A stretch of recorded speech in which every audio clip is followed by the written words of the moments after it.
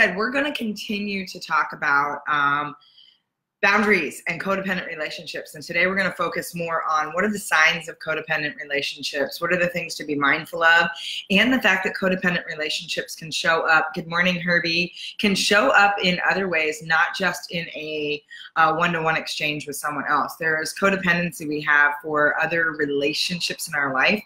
And yesterday I alluded to one of them was around our calendar and our time and how we're spending our focus. So excellent. Guten Tag. Nice.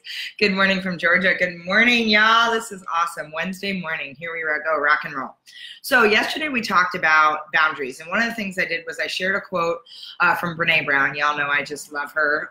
So the quote, I'm going to say it again so that it can kind of set the context for what our conversation has been thus far and what we're going to jump into to continue to peel back some layers. I think this is a really important conversation. I think, truthfully, if you look at the majority of people, there's this passive-aggressive culture and there's a very heavy codependent culture on various things or people in your life. And so when we can untether ourselves from those codependencies, when we can step forward and have ownership of our own space, our own personal power, know how and where to say yes and no and create those boundaries, we all win as a result. And so I think sometimes there's a fear of untethering from some of those codependent relationships. We're afraid we might let someone down, we might hurt someone, we might shut someone out. And all of that is very true. That could happen. And we need to think about our own peace and well-being first. And so as we think about where these relationships might show up, I want you to start to do a check on your emotional, your mental, your physical, your spiritual health, as well as where and how you're spending your time and focus, and energetically, your energetic health. How are you feeling in that space, right? So good morning, Mateo. So here's the quote that I read yesterday, and I want to read it again because it's actually, it's really powerful. Boundaries. So this is from Brene Brown. Daring to set boundaries is about having the courage to love ourselves even when we risk disappointing others. And so for those of you, if anyone watched the Namaste, if any of you watched the video that I posted yesterday, which was the interview from Brene Brown or the interview of Oprah from Brene Brown on Living Brave. In fact, I watched it again as soon as we were done because I love that. There was a lot of conversation around you will disappoint people when you start to create boundaries, when you start to get brave with your life, when you start to be courageous, you will inevitably disappoint some people, because there are people that are so deeply locked in codependent relationships that their own sense of purpose comes from someone else's validation, someone else's priorities. It's that need to over-sacrifice that we talked about yesterday. And so I want to talk a little bit about some questions. And I was doing some research on Psychology Today and some other sites, reputable sites around, mental health. Good morning, Song. And so I want to really talk about what are some of the signs or what are some of the questions that we might ask when codependency is showing up. And so codependency can be codependency on a substance. It can be that we don't know how to exist without that substance, whether it be, shopping or alcohol or whatever. There can be a dependency to that. And the codependency, it's more of a dependency than a codependency, because codependency usually is a joint space where you're feeding off each other. However, there could be a codependency in how you look at your time, your calendar. There is a validation in seeing how busy it is, and other people are knowing that and using that kind of against you to keep putting things on your calendar, keep delegating things along those lines. And then, of course, there's the relationships that we have with people in our life. And oftentimes, the most powerful codependent relationships are with the people that we care about the most, whether it be our partner, whether it be our parents, whether it be siblings, whatever it might be. Oftentimes, there is some spaces where we have codependency that we're not even aware of. So the symptoms of codependency, as I was doing some research, here's some things that show up when you're feeling these things, especially in interactions with other people. And if these are repetitive themes that are showing up, I'm going to give you a couple questions to ask yourself to say, am I really tethered in a way where there's this codependent thread that's coming through? Is there some space where I need to reclaim my own voice, reclaim my own power, and create effective boundaries so that we stop there? Because there's a whole enabling process. And I think, I look at my family. And we have done a lot of work to break free from some codependent relationships. And some of them have been generational relationships that have been handed down. It's been a default on how we have been taught to interact with each other. And there was very little communication when I was growing up. Love my family dearly. And we didn't talk about anything. We made a lot of assumptions. We did a lot of passive aggressive behavior, which really didn't let ourselves be seen or heard. There was a lot of just not having the conversations that need to be happening. And there was a lot of codependency. And I think about ways for myself. I was a huge enabler in my family. And so because I took on the role as being someone who was really strong, someone who could protect, I took on things that weren't mine to take on, so that other people in my family wouldn't have to face it. I remember my sister and I having a moment where, a point in our relationship where we didn't speak for 8.5 months because I finally had to cut a tie in a really powerful way because things had built up to such a point where I was enabling so much that she wasn't in a position to take responsibility for herself. And when you have those codependent relationships, there's something, you get fuel sometimes of being the hero or the superwoman or superman. And so there's two sides of codependency. There's the person that gets to be the enabler, gets to be the fixer, gets to be the savior, gets to be the person who's the superhero that gets to swoop in. And then there's the person in the codependent relationship oftentimes that gets to play the martyr and the victim and not ever have to take responsibility. And so when we're in that codependent relationship, what we don't realize is it's this very passive aggressive space. It's also a high enabling space. And what happens is we end up being in a space of sympathy versus empathy. And there's a big difference between sympathy and empathy. Sympathy has that enabling space to it. We're feeling the emotion for the person, for the thing, instead of relating to the emotion and still holding that person responsible and accountable. And there's a big difference in that. So let's see what you guys are saying. Martha, when a codependent dies, the other person's life passes before their eyes. Very true. There's a lot to be said around really deep embedded codependent relationships, that when someone in that relationship dies, the effect on the other person can be debilitating, can be absolutely, it's as if their life is so tethered that they can't even see their life pass before their eyes without that person's life being completely entwined and threaded through that. And so there is a lot to be said around those kinds of things showing up, especially when someone passes or whatever in a codependent relationship. And so it's interesting. Like I said, I'm going to ask you some questions in just a moment that's going to start to trigger where there might be some codependent threads. And for some of you, this might be with your calendar and how you're spending time. There's a codependency in, I like to play the martyr. I like to look at how busy I am. I think I'm actually worth something when my calendar's jammed up. And you're letting your calendar run your life instead of the other way around. And there's this weird dynamic that you have because you're feeding something as an external validation for your own self-worth in that space. And so, Mateo, yep, let's see. We learn by taking on too much to know what too much is. Yes, sometimes that's true. Sometimes that's not. And I get exactly what you're saying, Mateo, so thank you for that. And I would say that for some people, they don't know when they have had too much. What happens is if you're so embedded in a codependent relationship that sometimes you get sucked in even further, that too much becomes a space where you can't even see outside of that realm. So the fact that we take on too much in order to learn what too much is, for those of us that are healthy in our wellness spaces, so we're healthy mentally, we're healthy emotionally, we're healthy physically, we're healthy spiritually, we're healthy energetically, yes, we probably are going to be like, okay, that's enough. Because you all know what it feels like when you've hit that space where you're like, enough is enough. I'm not doing that anymore. I am over it. From now on, this is the new line in the sand. And so somebody that has a healthy sense of well-being is going to have more aptitude to arrive there when too much becomes too much. When they've experienced that they've been pushed too far, too many times, that they're just like, enough. And I watched, my mom even went through a period where she wasn't healthy and then finally got to a point where she was like, okay, I'm done. I'm done numbing myself. I'm done putting myself in this space that it's an opportunity for me to start to take responsibility.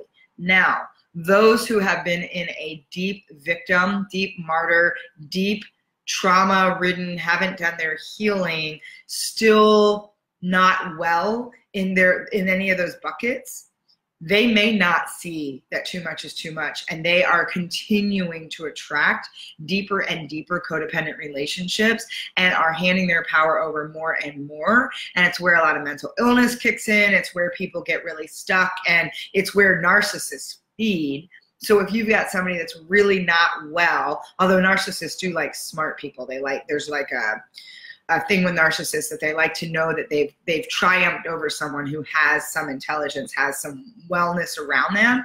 And it's really easy, if one of those buckets is deficient for you, to get sucked into that space where somebody can overpower, somebody can influence. And sometimes the overpowering isn't somebody that seems abusive, it's that person that seems like they mean well.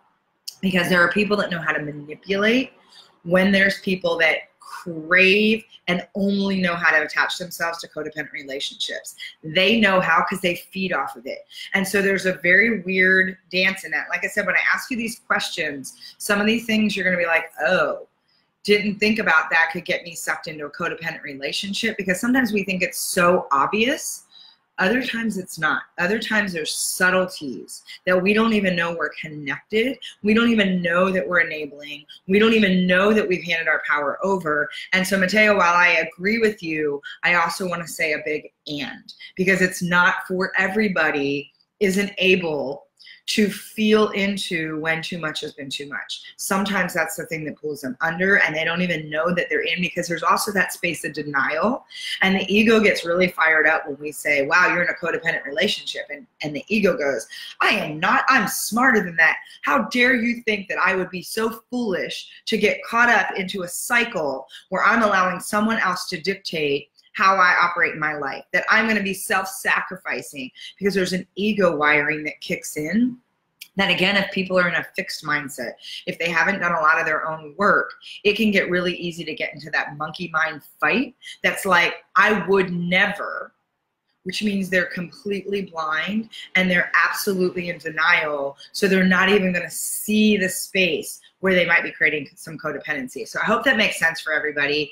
And so I appreciate that and wanted to add some more color to that, because I think there's a bigger picture than just it being that simple for a lot of people. Herbie, this is what happened to my uncle when my grandmother passed. My mom stepped in and enabled the same behaviors. Then when I lost my mom and my brother, and I didn't step into that space for my uncle, he was completely lost and initially unable to do anything for himself, find a place to live, cook, healthy, etc. Yeah, that is so true. I had a similar thing in my family when my grandmother passed, and my uncle, my dad's brother, his whole world was connected to my grandmother. And he had a brain injury from an accident way early on, and it even shifted him more when my grandmother left, because there was like this lifeline that was gone for him. And when we think about people having, they're in a position where they can't even operate sometimes. And sometimes we feel this need where, and Herbie, I'm sure for you, it was really difficult not to step in to take care of it, because I know you. And I know you have such a big heart that you want to take care of somebody. You want to make sure they're okay, and to create those boundaries to say, I can't be this person's lifeline. I can't be everything this person needs, because I have my own life that I need to manage. I have my own responsibilities. Can be a really hard decision to make, because we do, for any of you that have a deep, and all of you do, you're here for a reason, that have that deep seed of compassion, that have that desire to serve. We oftentimes confuse fixing it for people with serving people. And we create this ability to enable when we don't even realize that we're doing that, right? And so really think that's powerful, and I appreciate you sharing that, Herbie, because I know that that's not easy to witness in your own family. When you see the dynamics of where, and there are so many codependent relationships right now that are going on around us. I mean, our whole culture is built on this. Codependent, it's their fault, they didn't allow me, all this, that's all codependency coming back in, for us not standing in the space to say, if this isn't right, what am I choosing to do about it to change the situation? Anytime we push that out, we're letting other people dictate. One of the biggest signs of codependency is when you're like, well, I don't want to decide, I'm going to let someone else make the decision. And then you get really wound up that someone made a decision for you. There's a whole codependent cycle in there where you're not taking responsibility. You hand your power over, and then you get really insulted and upset because how dare someone make a decision for you? That is a codependent game, because it allows you to bitch and complain and play martyr and victim, and it's this vicious cycle that just keeps doing this, right? So I want you to think about that, right? Oh, you're so welcome, Mateo. Hopefully that helps. Yvette, a number of years back, I always got gung-ho to help people who really didn't want my help. Oh, another sign of codependency. Absolutely. We oftentimes want to help people that don't want your help, and we want to do it for them, and we want to fix it for them. So absolutely. Not sure if this is codependent, but I finally learned. Yes, there is a codependent thread to that. There is a need to sacrifice. There's a need to take care of. There's a need to fix for other people, because there's a validation we get. And when someone's not ready for it, when someone didn't ask for it, when someone doesn't want it, we're doing it to feed something that says, I know, but I stood up and I get to be this person, because we're looking for a validation outside from somebody else, because we think our worth is connected to how we can solve problems for other people. We have gifts that naturally solve problems for people. And that is when we stand in our zone of genius, when we stand in that space to deliver that, that is our opportunity. Good morning, Barrett. And I want you to realize that, that being said, it is not our job. And I want you to hear this, and I want you to let this settle in. It is not our job to fix every person. In fact, it's not our job to fix anyone. And I really want you to think about that. While we are here to serve, while we are here to help create solutions for problems, we are not in any way, shape, or form, and including a therapist, their job is not to fix anyone. And I know for some people you're going to resist that, and you're going to say, but yes, and, or no, or whatever you're going to say. And I want you to realize that you are not responsible in any way, shape, or form for fixing another human being. A therapist's job is to help someone get into their trauma, someone get into their stories, so to help them see where they can heal that story. Ultimately, the responsibility for the healing is on the patient. Ultimately, the responsibility for my clients to grow, to move, to take action is on them. It is not my responsibility to do it for them. And it is something that is such a charged spot for people, because they want to put that out and say, well, you need to fix it for me. My job, there is nothing as a coach, as a consultant, as a trainer, as anything. For people that are therapists, for doctors, but it is not their job to fix it. It is their job to provide options for solutions for that person then to say, even a doctor, they can say, here's what I would prescribe, here's what I recommend in terms of treatments, and you ultimately, you as the patient, you as the individual ultimately has the responsibility to say yes or no, and to decide what pieces of that make sense for you. It is no one's job. It is not your job in any way, shape, or form to fix another human being. When, and to go back to what Yvette was saying, when you feel like you have to fix it for another person and you are driving everything in that direction, there is a line of codependency that is there, even if it's just in what you're trying to gain in terms of validation or someone's opinion or justification or whatever it is, a sense of love, appreciation. You are seeking something outside, and you are putting yourself in a position to inadvertently or directly take away someone else's permission to decide how to stand in their own responsibility. And I say this because we all violate this. I struggle with this as well. I'm a fixer. I don't like when people are hurting. One of those things, and it's that space when someone's grieving, you want to reach out and hug them right away. The best thing you can do for somebody when they're triggered, when they're grieving, when something's going on, is to simply hold space. Not touch them, not interject, not try to fix it, not try to solve it. Just hold space and let them ask for what they need.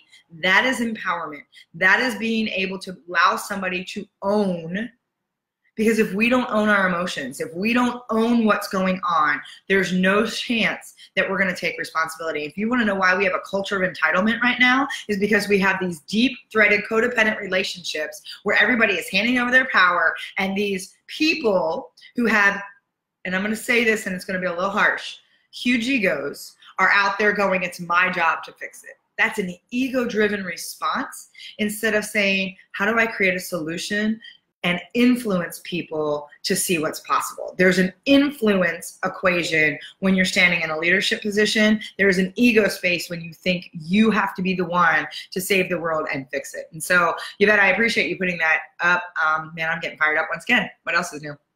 But I learned, so when someone now presents me with a problem, I don't automatically assume they want me to help or advice. No, I ask, and anyone that's been to my events, I do it up front, but I ask when I'm with somebody, I'm like, is it okay if I offer you some thoughts right now? Is it okay if I coach you in this moment?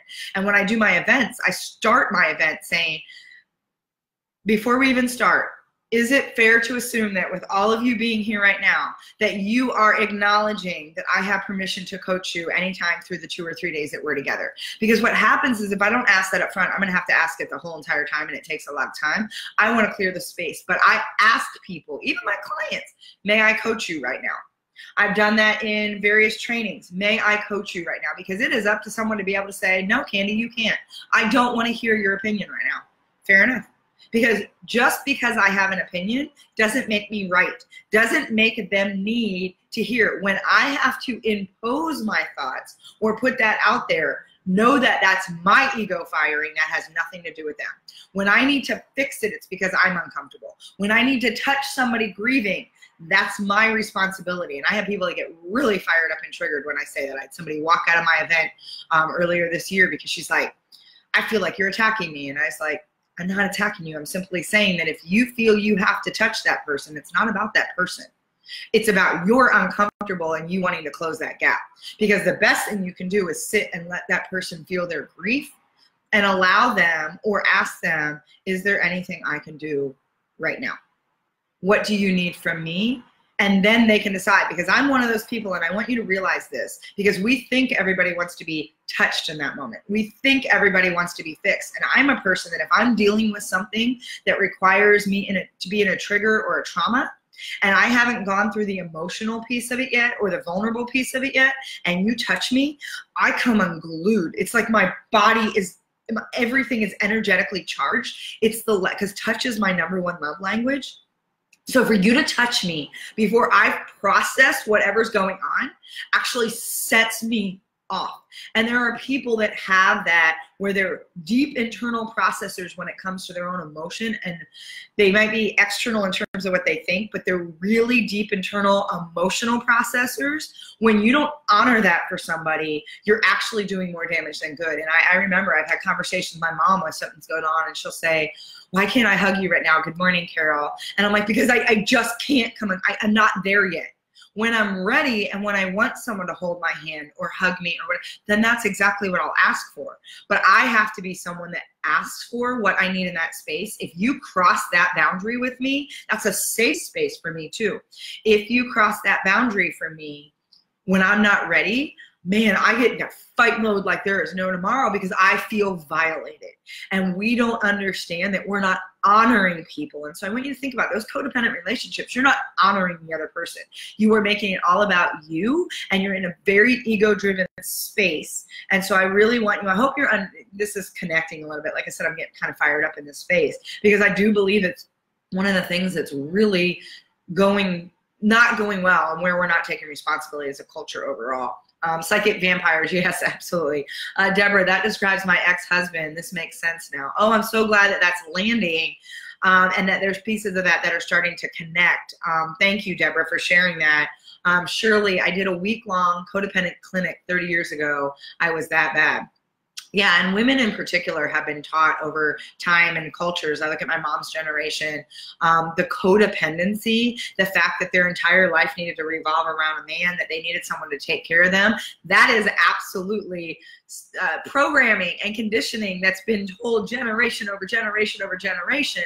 I mean, women weren't even allowed to vote till 1920. So when you talk about codependency, we've created cultures of it and generations of it. So there are times where we realize, and so honor you deeply, Shirley, for recognizing that and doing the work in that space, because it's only when we honor and recognize our own role in the codependent relationship that the healing, the real healing and opportunity for empowerment can happen.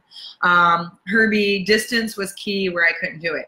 Yeah, sometimes that's a beautiful thing, right? Distance, when you can't be the person to take care of everything for family members and whatever, sometimes distance is a blessing, if ever. And so, be grateful for the fact that the distance allowed you to create those boundaries, even when maybe they weren't necessarily the boundaries you would have created, because your tendency is to give and to be there and to over-sacrifice at times. And over-sacrificing is a very key trait of codependency. Yvette, say that again. Don't confuse fixing with serving. Yes, and so when I say fixing is not serving. Helping people come to multiple solutions, helping people think through things when they're ready and when they've asked. When you go into fix, that is about you, that is not about the other person. Serving is, how can I serve you? It's literally asking that question. It's, how may I serve you? What do you need? And it's waiting to respond, versus going out with your little cape on behind you and your little gold bracelets or your boots or your gun or whatever it is, your invisible jet, and going out and going, I'm going to save this person. Fixing, there is a notion of, I'm going to save somebody. It is not your job to save somebody. It is your job to show up as powerfully, intentionally, and in your own integrity and authenticity as possible. It is your job to see that person, to lean in when they need you. It is your job to hold space for them. It is in no way, shape, or form your job to save or fix them. And when you do that, you are not serving them. You are enabling them. You are not serving anybody when you are in an enabling position. You serve somebody when you are offering something that they've asked for, they need, and you are holding a container for them to take responsibility in that place and ownership. It's like when I coach somebody and they'll be like, oh yeah, that's what I need to do, Candy. And I'm like, great, what are you gonna do? And they're like, what you just said. I'm like, nope, doesn't work that way. They're like, well, you said it so well. I'm like, great, now I wanna hear it from you, because me saying it isn't, you don't ever get to say in the relationship, my clients know this, it's one of the lines I draw up front, you don't ever get to say, my coach said. That's not how this relationship works. You don't get to put the onus back on me. You are here of your own free will. You are here because you have committed to taking the responsibility to implement and take action on the things that drop in and are meaningful for you. It is not my responsibility in any shape or form to change that for you. My job is to hold up a mirror for you. My job is to hold you accountable where you've asked me to hold you accountable. That's my job. And I have people that sometimes and they're not my clients, because I'm very clear about that boundary up front. Because there's too many people that want to say, well, my coach said. No, it doesn't work that way. You are a grown adult who gets to make decisions for yourself. And that space of fixing is an ego-driven space, and it's about you. It's about how you perceive yourself as being this superhero because you get to save, even if it's just on a subconscious level. So I hope that makes sense, Yvette. Mateo, frankly, it is called Facebook. I have so much I can say about that. I'm gonna leave that one go, Mateo. That's funny. Yvette, oh, and the other people not making a decision and then getting angry when someone else makes a decision. Seen it. Yeah, it happens all the time. We're like, I don't want to make a decision, and then we get really pissed off when someone chooses to step forward because a decision needs to be made. The most powerful way that you hand your power over, and the most powerful decision you make, is when you say, I choose not to make a decision. That is a choice, and you hand your power over in every moment that you make that statement. And so I just want you to realize that. Let's see, where am I at? Oh, Mateo, the internet and social media create positive feedback loops, increase the size of, for confirmation bias, enabling the justification of a ton of this. Absolutely. And social media has its place. I get to be here with you because of social media, and social media is a cesspool that will suck you in, even the good stuff, that puts you on a loop that you're out there trying to get validation from other people. How many likes did I get today? How many shares? How much interaction? Who cares? Who cares? If there is one person that shows up with me in this conversation, then I know that I have a message that's meaningful. If there was nobody on here, I still don't know who's watching it afterwards. This is a space where I feel like I have something to share, and that is an integrity and authenticity with who I am. There is somebody who needs to hear this message, and I know that in my core. I don't know who, I don't get to control, and it's not mine to fix it for someone else. I simply get to open up the space for whoever wants to step in. And this morning, there's quite a few of you that have jumped on. So there is something about this message that's resonating, something you're gonna take away that you're able to move forward, and that is not on me. That is your choice. My only role is to show up in that space because it's something that speaks to me on a really deep, visceral level. And I know that I have a purpose in this to stand up and stand forward to share, because I'm a vessel. This isn't even me. Some of what I'm saying right now, I'm like in my head going, holy crap, where'd that come from? Because right now I'm so in a space of channeling that whatever is coming through from what you're sharing, the thoughts, the feedback is literally channeling through me right now. I am nothing but a vessel for a message that feels very important for me to have a conversation around, to open up a space for people to decide whether or not they want to participate in this. That is my only job. What y'all choose to do with it as a result of what I say, that ownership is on you. And I need you to understand that. The only thing you are responsible for in this world is what you believe, what you expect, what you think, what you say, and what you do, and the effort you put forth in any of those capacities. You are not responsible for anybody else in that space, period. As long as you show up in integrity, as long as you show up from the best place you possibly can with what you've got in that moment, what you put out, you are responsible for that. You are not responsible for what someone chooses to do as a result of that. And I think sometimes we get caught up in that, and that in itself is the very definition of codependency, when we think we're responsible for what someone chooses to do on the other side. Candy on fire. Nice. Damn you, Candy Brown. I needed to hear this. Yes, that's a couple damn you, Candy Browns this week. I love it. Hashtag DYCV. Love that. Got a couple running. Good morning, Renee. Totally DYCV. Oh, that's 2 this morning. Excellent. Morning, Candy. Yes, hold space. Herbie, this makes a lot of sense now. Excellent. I love this. Yvette, talk about hugging. For me, when I'm upset, as in sad and crying, I don't like it when people ask me what's wrong. Just give me space. Absolutely. When people are like, what's wrong? What's wrong? Are you okay? That's their uncomfortableness seeking in. The best thing you can do is simply hold space. Hold space. You can, and I teach this, and it's one of the things that I'm teaching next month for people that want to learn how to be facilitator coaches and trainers, is how to hold that container and how to hold it when it's really uncomfortable. And when you have somebody processing, sometimes it's simply, you know, and you can simply say to someone, I'm here when you're ready. I'm here if you need something. It's not what's wrong. It's that space of, because first of all, when we say that question, think about how loaded that is. When someone's grieving, someone's processing, what's wrong? Like there's something wrong with you because you're having emotion. And on a subconscious level, it puts in that like, seriously, what do you mean what's wrong? Now there's something wrong with me. Instead of saying, I'm here if you need something. I'm just gonna be here for you. Or you don't say anything and you just sit and you hold that space. But when you ask to have to have an answer to something, that's your drive. That's your ego. That is not about the other person. Because to Yvette's point, yes, absolutely. Good morning, Angie. That's that space of knowing that it's not your responsibility. It's not your, that's a fix it space. What's wrong? What can I do? How can I fix it? No. First of all, there's nothing wrong. I'm crying. I'm allowed to cry. I don't need something to be wrong. I don't need to justify that. I just need to be able to sit in it. And I need you to either go away or be okay with it, because right now it's not about you. And that is ultimately what we need to remember when people are in that space, right?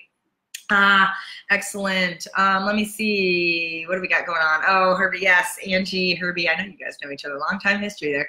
Herbie, it's your job to help them grow, and sometimes it's best to let them skin their knees and get their ass kicked, and you helping them reflect on what could have been. Absolutely. This is especially for those of you with children. You must, and I don't mean, and I don't say must and have to, and those, you must let your kids fall. You must let your kids find their own resiliency. You must let your kids get their knees skinned and get their ass kicked. You must let the people that you love most fall. You have to stop fixing it for everybody. This was a big thing for me and my family. I needed to, good morning, Tracy, needed to stop being that person that was enabling, that wasn't giving them, my cushion for them was so big that they weren't possibly going to touch the ground in any way, shape, or possible. We go through trials, tribulations, and challenges to grow. We fail, we fall, we get our ass kicked to grow. When you take that away from somebody, it's extremely selfish, because it says you know better than what God, universe, source, Penelope, whatever has in store for that person. And you're starving them and robbing them from the learning experience that is theirs to take from that experience. I get you want to protect the people you love. I get you want to protect your children. And you need to, and I love the fact, and it's one of the Tao Te Chings, it's actually the very first, and I'm going to read it to you right now because I pulled this out. And I love this because I'm in this space to be channeling my inner Wayne Dyer. I love this space because Wayne Dyer talks constantly about non-interference. If you haven't watched The Shift yet, watch it. So I want you to think about, actually it was number, where was it? Oh, number 3. It's the third message within the Tao Te Ching, and it says, not exalting the gifted presents quarreling. Not collecting treasures prevents stealing. Not seeing desirable things prevents confusion of the heart. The wise, therefore, rule by emptying hearts and stuffing bellies, by weakening ambitions and strengthening bones. If people lack knowledge and desire, then it is best not to interfere. If nothing is done, then all will be well. It is not our space. When you as a parent or as a teacher or as a leader can practice non-interference, incredibly difficult because we have huge egos that get in the way all the time. Non-interference says, I know they need to fall. I know they have their own path. They are not mine. They came through me to have their experience in this world. When I understand that, I respect that, I honor that, I stop trying to fix it and stop trying to create a bubble. So God forbid they get a scrape. Man, the stories I can tell with the scars on my body and in my heart are why I get to stand here and do this work with you. If someone protected me my entire life and didn't let me experience the shit storms that I experienced, I would not get to stand in my full purpose to teach in the capacity that is being asked and called to me to stand in every day. And so I want you to realize that you are stealing, robbing people that you care about of their path that they're supposed to be on when you do not let them live their life. Let them fall, let them get bloody, get their ass kicked a little bit. Your role is to be there and hold the space when they do. So it's that space of container. And I'm going to tell you, we're going to continue this conversation this week because I didn't even get to the symptoms or the questions. I love this conversation. And this is such a powerful topic for me. You can tell I am like seriously lit up right now. Martha, book Codependent No More by Melanie Beadle is about this topic. Oh, I love that. Gonna check that out for sure. You know I love my books. Yvette, yes, this session is speaking to me very personally. I was told by someone very close to me, Yvette, I don't need you to solve my problems. I've done my best to just listen. I'm a work in progress. Yes, and that's the thing. I want you to realize that you're a work in progress at every turn. This is, as I said many times, if some of you are feeling like this is hitting a nerve, if you're getting triggered a little bit, if you're like, and you got some of that burn inside of you, this is not to sit in a space to self-deprecate. This is not a space to say, I suck.